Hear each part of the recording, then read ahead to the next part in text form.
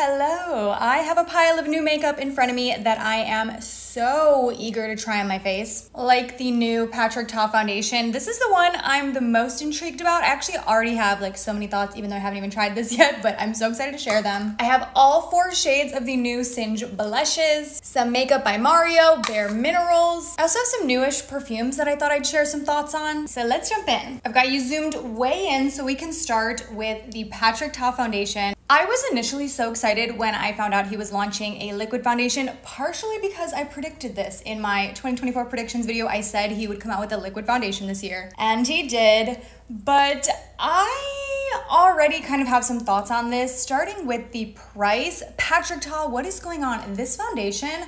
I did not purchase this, I got this in PR, but this is $58. That is, I think, unreasonable, if I'm being so honest. Like from the start, I'm so skeptical that this could be worth $58. When I first saw that, I was like, oh, that must be the Canadian price. No, $58 USD. And to be clear, this is a standard foundation size. It's not larger than normal. You're not getting more for that price. This is 1 fluid ounce. It's more expensive than foundations from Bobbi Brown, Charlotte Tilbury, Dior, Armani. I was shocked. Like, this is a palette price. So from the start, I'm just so skeptical that this foundation could actually live up to that cost. Like I already am like, even if I love this, I just don't know how I would be able to recommend a foundation that is $58. But okay, we're going in with it already. As you can see, I'm like too eager to put this on.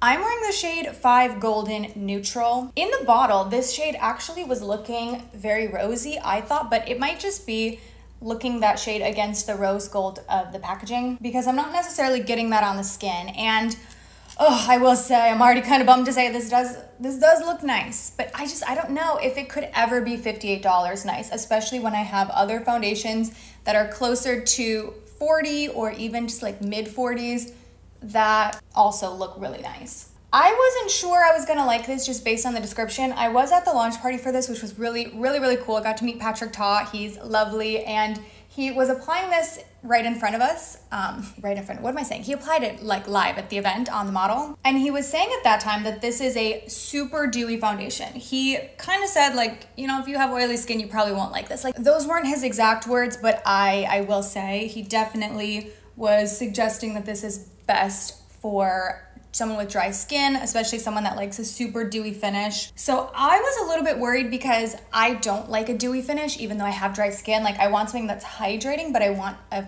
finish that's kind of like a soft satin matte. That's what I tend to prefer. But so far, I don't think this is too glowy. Like I was worried it was gonna look like I'm just kind of sweaty, but I think it's looking really radiant and natural. I'm filming with just natural light today. Sometimes I'll fill with another light, but it's pretty bright today, so I'm trying to do just natural light. So, you know, the lighting may shift as the clouds move in and out, but you are getting this in just natural lighting, no artificial lights. This shade is really nice, I will say.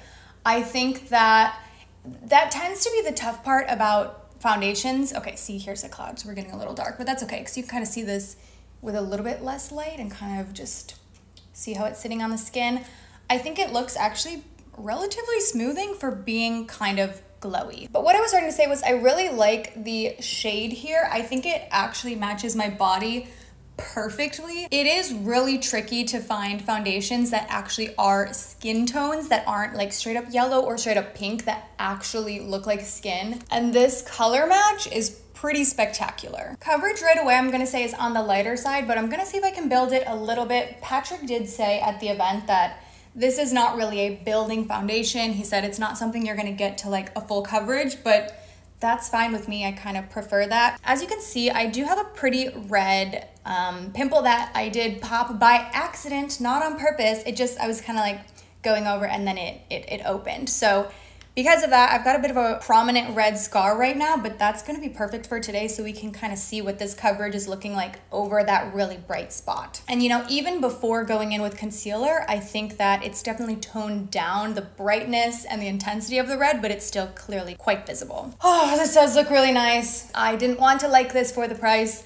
I still, again, even though so far I'm liking it, obviously we're gonna see how it wears, I just don't know that it's $58 good. Like I think this looks nice, but I also think the Fenty Soft Lip Foundation looks pretty similar to this for $18 less. But moving on to concealer, this one is new from bareMinerals. It looks like a concealer they've had for a while, but this is actually a new formula. It is the Bare Pro 16-Hour Wear All Over Skin Perfecting Matte Concealer with Broad Spectrum SPF 25 Mineral Sunscreen. That is a crazy long name, but I have mine in the shade Light 200 Neutral, which is actually probably a little bit too dark and too yellow for me. Like, for being a neutral shade, this is super yellow. And this is what I'm saying when I suggest that a lot of brands don't know how to really make undertones. Like, this is a neutral concealer, but it's super, super like yellowy orange. Probably should have gone the shade up, and they actually did send me the shade up, but when I had swatched them out, I originally thought that this was gonna be my shade.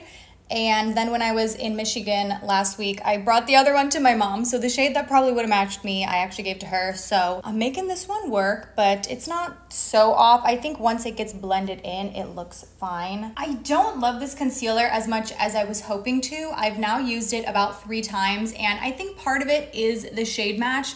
Even for being a neutral shade, it's just so yellow that I think it's always gonna look kind of off on my under eyes. But I also think the coverage just kind of disappears as I blend it out. I think there's a ton of blueness left behind, which is fine. I don't need a super full coverage concealer, but I think this one provides a pretty minimal amount of coverage. I mean, you can even see once I spot concealed my acne scar here, I don't think it toned it down quite as much as a concealer should. Like, it's still pretty prominent. The finish is nice. It looks super natural and skin-like. It's a little bit glowy without being so radiant. I think it looks really beautiful as it sits on the skin. Also, the concealer having SPF in it is a very strange concept to me, because concealer is generally not going all over your face, and even if it was, you probably aren't using enough concealer to get sun protection. So I almost think that's just a bit unnecessary to even have in this product, especially considering that SPF is what gives you feedback. What am I saying? Flashback. So if you were to take a flash photography photo with this makeup on, your under eyes are gonna be like bright white because your concealer has SPF in it. I don't think there was any need for that. I will say the foundation does look really nice though, as it's been sitting here.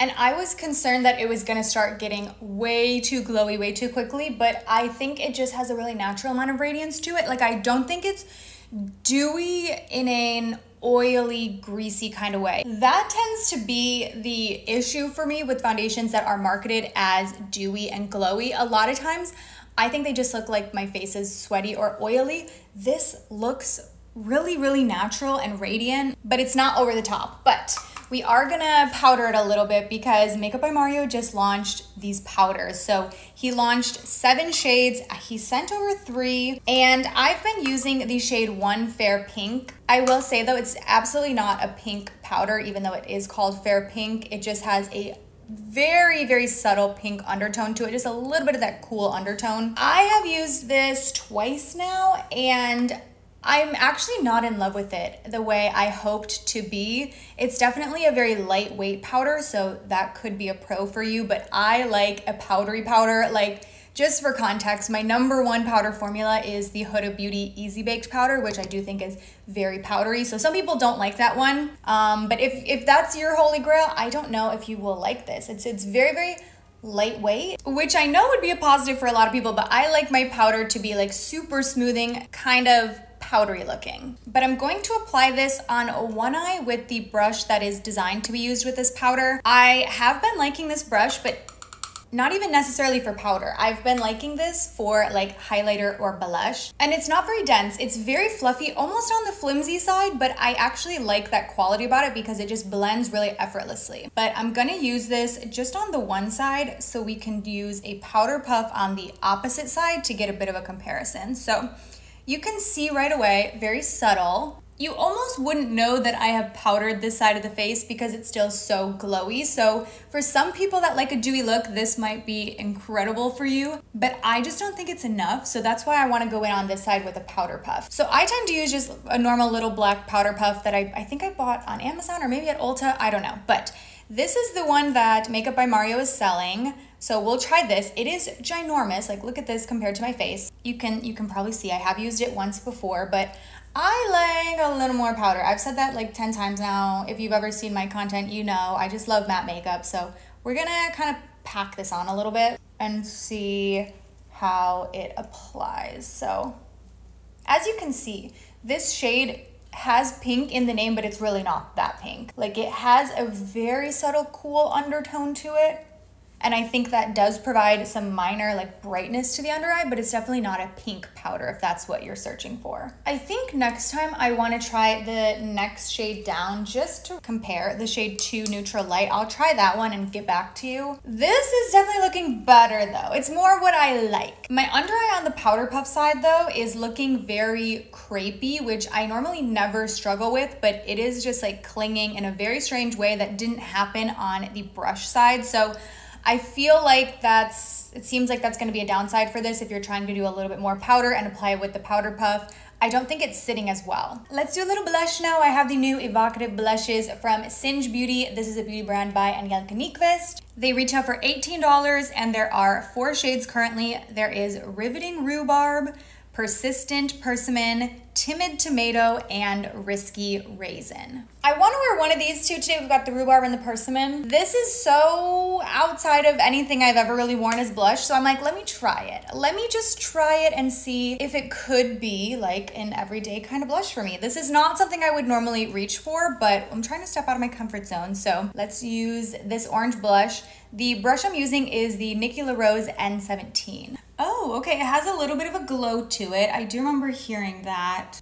I'm also just gonna take a little bit around my forehead. Since I'm not wearing bronzer or anything, I thought we'd just kind of blend it up there. I might go in with some bronzer afterwards, but you know, I think because it's such a warm blush, I think it would blend well around the face. I really didn't think I would like an orange blush. I mean, I guess I wouldn't even call this orange. This is like a yellow blush. I never would have reached for a yellow blush, but I don't hate this. This shade definitely wouldn't be for everyone, but I do think it looks nice and radiant on the skin. I am gonna go ahead and layer it with a little bit of the rhubarb shade over top though, because I'm thinking that combo might be a little bit more up my alley. Okay, these are very pigmented, more than I was expecting. Like, I think maybe I've applied a little too much. I kind of need to tone it down. Okay, I don't think this is the blush. I think this is the foundation, but the more I'm tapping over it with powders, it is just like kind of disappearing right now. It looks really bad right here. I don't have anything new to try on my eyes today, and I'm thinking we'll keep it just like a no eye makeup look. I've been doing this a lot lately,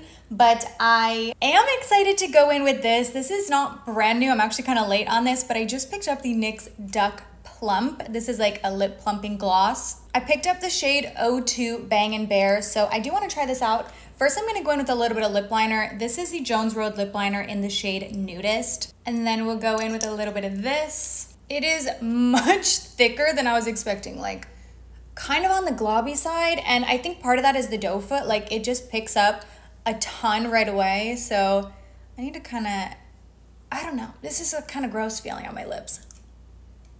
The shade is really pretty though. And it's sitting well on the lips. I just find it quite thick. I'm feeling some minor like tingling right away, but I'm not noticing any like major plumping. Okay, we're zoomed out a little bit. I did want to give some first thoughts on perfume. You can't really like test perfume for the first time. I guess that's not true at all. I could spray it on and give you my first impressions, but it's not really the same when you can't smell it with me. But I thought I'd share thoughts on these since these are 2 new ones that came out that I have. This one I'm wearing currently. This is Phlur Caramel Skin. It's one of their body sprays. This one actually Simbri got in PR and she did not like it and she gave it to me. So I thought I'd start there. If you don't like a super sweet gourmand, you will not like this. And I do like a super sweet gourmand, and I still am not fully sure on this one. This is one I love right away when I first spray it. I think it smells delectable. I'm getting the caramel notes. I'm getting some of that like lactonic scent through the milk notes, but as it sits on my skin, I swear after like a couple hours, all I'm getting is that like brown sugar base note. Something about this, after it's been on the skin for a while, I just do not like it. It feels very one-noted. It feels very juvenile, almost like the best way I can describe it, it reminds me of like an old Bath and Body Works scent, which isn't necessarily a bad thing, but I was just kind of expecting more from Phlur because I love so many of their scents. Like, this is good at first and you might like it for layering, but on its own, I'm just not impressed with it. Another one that I think I might like more for layering is the new one from the 7 Virtues. This is Candied Lychee. First of all, I love the bottle. I think the packaging of this is gorgeous. Like, I love seeing it sit on my vanity.